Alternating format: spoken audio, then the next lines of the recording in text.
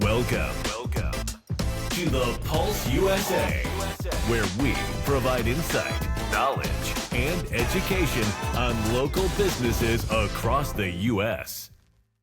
Welcome to another exciting episode of the Pulse USA. Today we have an exciting guest, Spencer Ree from Title Masters in Westfield, New Jersey. Spencer, thank you very much for coming on the program. Thanks for inviting me, Bruce. It's going to be fun. Oh, it absolutely is. And you know what? I'm going to start it off with a lot of our callers that have called in asked me, what title insurance is. And I said, this is a perfect segue into you explaining at a very high level what is title insurance so they can understand it. Well, thanks, Bruce. I'm going to do my best here to make it come out nice and smooth. But I think what people need to understand, first of all, is when you're purchasing property, you're entitled to certain bundle of rights when you own property. Those rights are as follows. This is the right of possession, the right of control, the right of exclusion, the right of enjoyment, the right of disposition. Basically, you have the right to own and occupy this property. You have the right to control how it's used. You have the right to decide who can or who is trespassing that's coming onto the property. You have the right to enjoy it for lawful purposes without interference. And you have the legal ability to sell, lease, gift, or move the property. So through a will or a trust or something. So these are the bundle of rights you get when you have title. Now, title insurance is that I like to position title insurance in comparison to other types of insurance that are forward-looking. Title insurance is the only type of insurance used to look back. But if you have health insurance, if you have auto insurance, life insurance, property and casualty insurance, they're all about events that might occur in the future. Title insurance, on the other hand, is looking back. It's looking at the property that you're purchasing. It's trying to understand and interrogate the history of the property. And essentially, the title insurance is a certification that the title is clear and that you have a right to those bundle of rights. That's what you're legally protecting, is you want those bundle of rights to be clear and in your favor.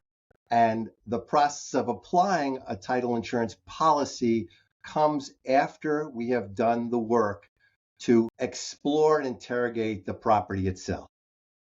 And look, Spence, who needs it and when is it purchased? Well, title insurance is only issued on the purchase side of a property, whether it's commercial or residential. As a matter of fact, if you have a mortgage on a property, your lender needs it.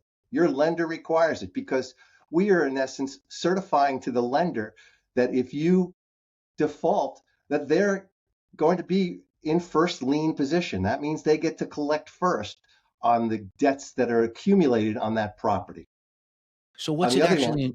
Oh, I'm sorry. Go ahead. I'm sorry. Go ahead. No, I was going to say, so essentially it's the lender who requires it, even though the purchaser, especially in New Jersey, pays for it. So what's it actually insuring? Well, it's insuring for errors in the history or mistakes or liens that were never discharged or forgeries that were made along the way, or potentially heirs that came out of the woodwork that were never found or never discovered. It's all about correcting the record and ensuring from the day that you purchased the property backwards. If the title insurance interrogation process missed it, or the underwriting process, if we miss it, that's what we're insuring if it causes you any financial harm. So if there is a lien against that property that you do not find for whatever reason, you know what I mean, it wasn't disclosed, and I buy title insurance, does the title insurance cover any backdated liens then that, from that point forward? Or am I obligated if something should pop up that you didn't actually get? Again, if we missed it, if it wasn't discharged on the public record and we missed it, absolutely. If we told you about it, then we cleared it up.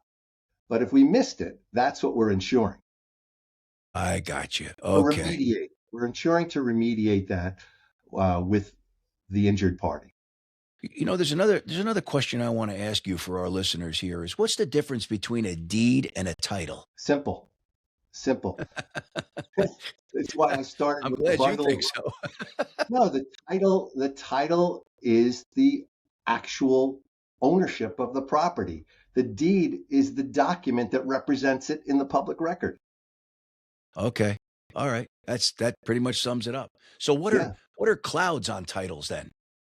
Well, clouds are those things that um, make our job state that your title is not clear. A cloud on the title is back taxes unpaid or um, uh, judgments against the seller unpaid.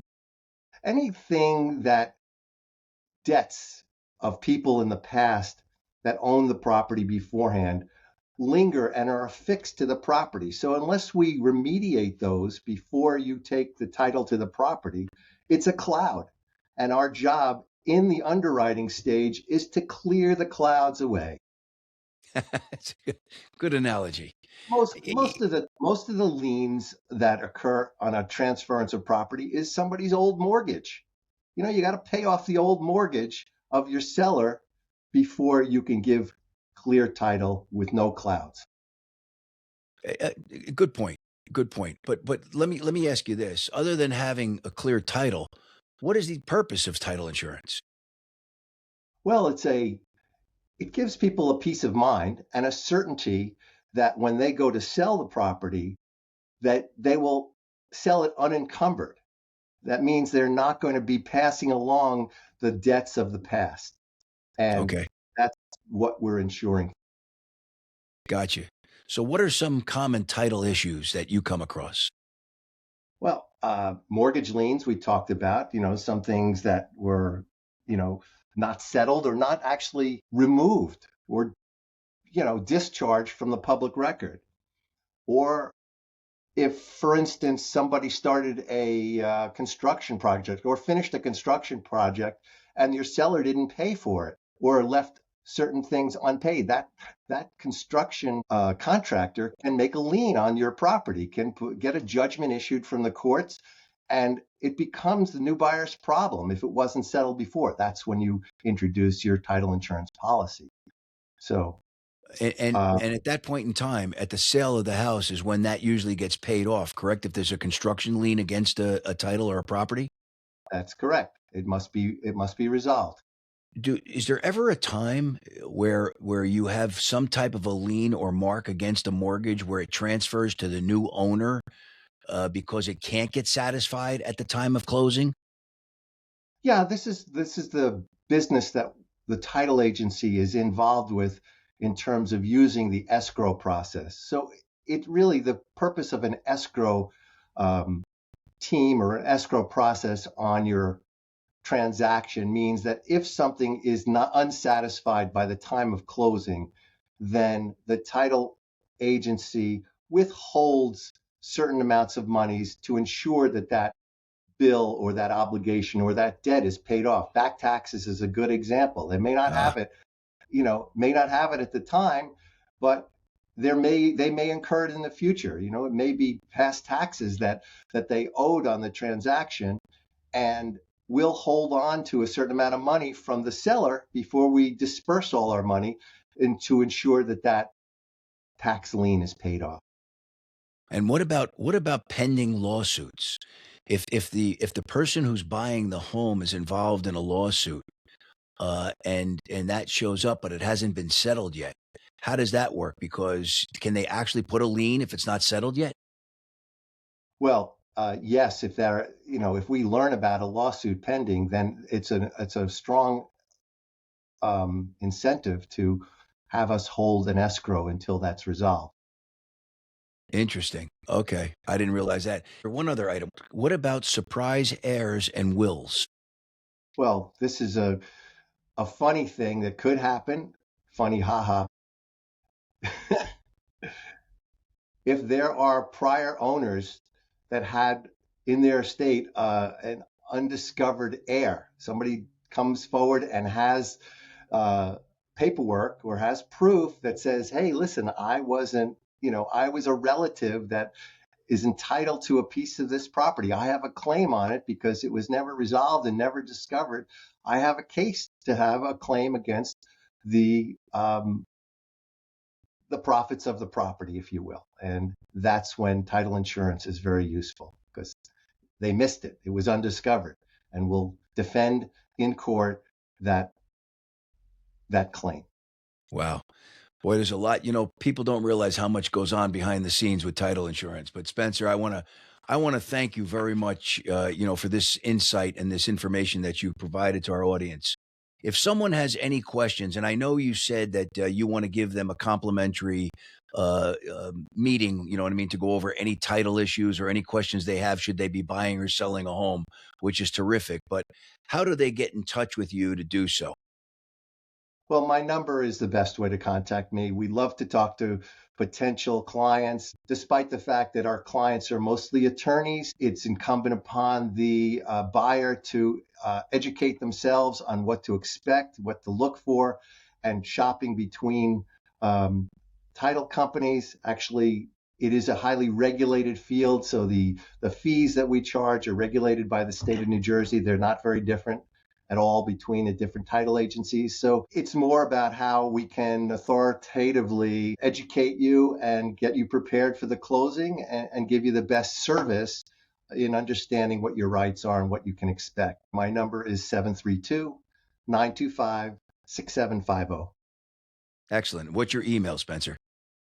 Spencer Reese, SPENCER Reese, REESE, at Title Masters LLC. Excellent.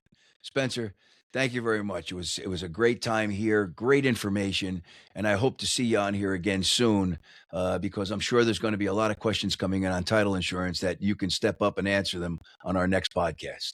Thank you very much. Thank you so much, Bruce.